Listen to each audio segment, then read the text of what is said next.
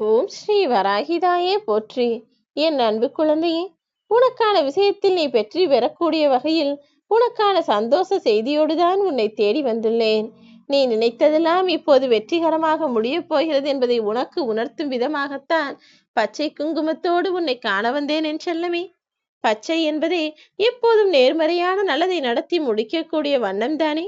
அப்படிதான் இப்போது உனக்கான விஷயங்கள் எல்லாம் நேர்மறையாகவும் நல்ல விதமாகவும் நீ நினைத்த விதத்திலுமே முடியப் போகிறது. உன் பிரச்சனைகள் எல்லாம் தீரப்போகிறது என்பதை உனக்கும் உணர்த்தும் விதமாகத்தான் உன் வராகியம்மா இந்த பச்சை குங்குமமான வெற்றி குங்குமத்தோடு உன்னை தேடி வந்துள்ளேன். நீ நினைத்த காரியங்களிலெல்லாம் இப்போது நீ வெற்றி பெறும்படி கைகூடி வரும்படி நான் செய்துவிட்டேன் என் செல்லமே. இனி எல்லாவற்றையும் உன் இஷ்டம் போலவே பெற்றுக்கொண்டு சந்தோஷமாய் நீ மனமகிழ்வோடு வாழ்வதற்கான காலம் வந்துவிட்டது. எந்த விஷயம் உன்னை மிக பெரிய அளவில் பாதித்ததோ, எது உனக்கு நித்தமும் கஷ்டத்தையும் மனவேதனையையும் வருத்தத்தையும் கொடுத்ததோ, அது எல்லாவற்றையும் இப்போது நான் சரி செய்ய போகிறேன். எல்லாமே முடிந்து நீ மன நிம்மதியோடு வாழ்வதற்கான நேரம் இது. ஒவ்வொரு நாளும் மறைமுகமாக நான் உனக்கு பல பாடங்களை உணர்த்தி கொண்டுதான் இருக்கிறேன். நல்லதும் கெட்டதும் கடந்ததுதான் வாழ்க்கை. ஒரு நாணயத்திற்கு இரு பக்கங்கள் இருப்பது போல வாழ்க்கை என்றால் கஷ்டமும் பிரச்சனைகளும் இன்பமும் துன்பமும் மகிழ்ச்சியும் துக்கமும் எல்லாமே கலந்ததுதான் என்று சொன்னாலும் கூட, உன் மனதிற்கு அது புரிந்தாலும் கூட ஏனோ ஏற்றுக்கொள்ள மறுக்கிறாய். நாளை என்கிற ஒன்று இருப்பதை மறந்து விட்டாயா? இன்று நீ கஷ்டப்படுவதோடு இந்த வாழ்க்கையே முடிந்து விடுமா என்ன? நாளைய நாள் உனக்கான நல்ல நாளாக இருக்கும் என்பதை புரிந்து கொள். இது நாள் வரை நீ கஷ்டப்பட்ட விஷயங்களும் வேதனைப்பட்ட விஷயங்களும் இன்றோடு முடிந்து போய் இனி வரக்கூடிய நாட்களெல்லாம் உனக்கான நல்ல நாட்களாக அமையும். நீ சந்தோஷமான சூழ்நிலையில் நிம்மதியாய் வாழ்வதற்கான நேரம் வரப்போகிறது. எப்போதும் யாருக்கும் எது வேண்டுமானாலும் நிகழலாம் என்பதை நீ அறிவாய்தானே. எதையும் தலைக்கு மேல் எடுத்துக்கொண்டு பெற்ற வெற்றியை நினைத்து ஆடவும் வேண்டாம், அடைந்த தோல்விகளை நினைத்து துக்கப்படவும் வேண்டாம். என்ன நடந்தாலும் சரி, இரண்டையும் ஒரே மாதிரி எடுத்துக்கொள்ள பழகு. சுகமும் துக்கமும் எப்போதுமே ஒன்றுடன் ஒன்று சம்பந்தப்பட்டதுதான். இன்று தோல்வியை அனுபவிப்பவன் நிச்சயமாக நாளை வெற்றியை அனுபவிப்பான். இன்று வெற்றி பெற்றவன் மீண்டும் ஒரு நாள் நிச்சயமாய் தோல்வியை பெறுவான். நீ இப்போது எந்த வாழ்க்கையை வாழ ஆசைப்படுகிறாய் என்பதை சொல்லுகிறாயா? நாளை உனக்கு வெற்றி வேண்டுமானால் இன்றைய தோல்வியை அப்படியே ஏற்றுக்கொள். நிச்சயமாக நாளைய நாளானது உனக்கு சந்தோஷத்தையும் மனமகிழ்ச்சியையும் கொடுக்கக்கூடிய விதத்தில் நல்லது நடக்கும்படி நான் பார்த்து கொள்கிறேன். விருப்புகளையும் வெறுப்புகளையும் உடையவன்தானே மனிதன். ஆனால் விருப்பு வெறுப்பற்ற இந்த உன் வராகியம்மா, என் பிள்ளையான நீ ஆசைப்பட்டதற்காக எதை வேண்டுமானாலும் உனக்கு செய்து கொடுப்பேன். கொஞ்சம் பொறுத்திரு. புலன்களின் ஆசைகளுக்கு கட்டுப்பட்டு எதுவும் தவறான வழியில் போய்விடாதே. மனிதர்கள் என்றாலே தவறு செய்யக்கூடியவர்கள்தான். அவர்கள் மனதில் நல்லதும் வரும், கெட்டதும் வரும். இன்பத்தை பற்றி யோசனைகளும் வரும், துன்பத்தை பற்றி சிக்கல்களும் பிரச்சனைகளும் கூட ஞாபகம் வரும். எது ஞாபகத்தில் வந்தாலும் சரி, நல்ல நிகழ்வுகள் எதுவோ அதை மட்டும் மனதிற்குள் வைத்துக்கொண்டு கெட்ட நிகழ்வுகளை தூக்கி தூரமாய் போட்டுவிடு. உனக்கு எது சரி வருமோ, உன் வாழ்க்கைக்கு எது ஒத்து வருமோ, அது எல்லா விஷயங்களையும் நான் நிரந்தரமாய் உன்னிடம் கொண்டு வந்து கொடுப்பேன் என் செல்லமே. இப்போது இருக்கக்கூடிய கவலைகளை பெரிதாய் நினைத்து நீ வருத்தப்படாதே.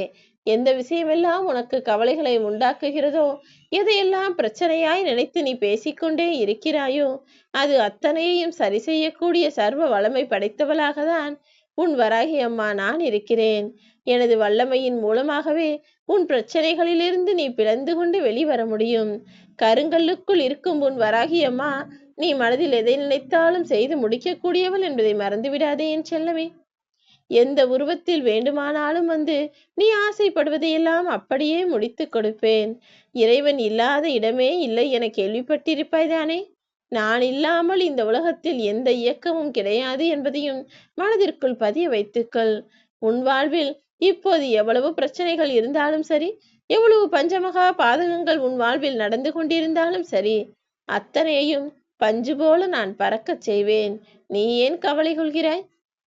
உன் மனதில் ஏற்பட்ட காயங்களை ஆற்றிக்கொள்வதற்கு உனக்கு நிச்சயம் முயற்சி தேவை என் செல்லமே.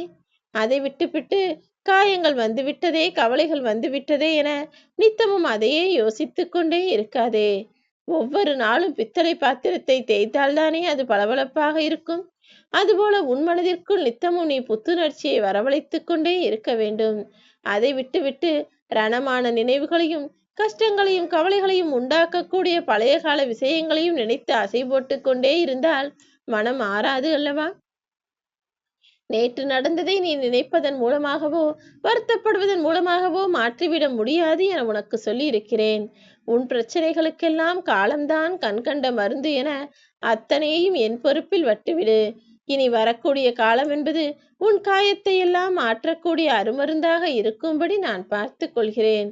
மரணத்தை போன்ற நரகத்தை கொடுக்கக்கூடியது மனதில் ஏற்படக்கூடிய எண்ணங்கள் தானே.